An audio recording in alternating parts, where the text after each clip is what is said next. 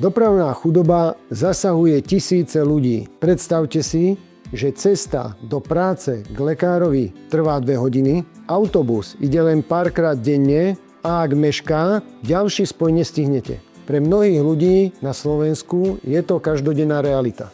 Toto je presne to, čomu hovoríme dopravná chudoba. A kto sa s tým stretáva najviac? Najmä ľudia na vidieku, mladé rodiny, osoby so zdravotným postihnutím a seniori, alebo aj domácnosti s nižšími príjmami. Pre tých, ktorí nemajú auto, je každodenné cestovanie náročné, priam až nemožné.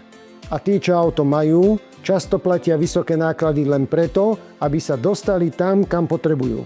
Problém začína už pri prístupe k zástavke a prehlbuje ekonomické a spoločenské vylúčenie. Kto sa nemá ako dopraviť do práce, do školy alebo za rodinou, stráca príležitosti, ktoré iní považujú za samozrejmosť.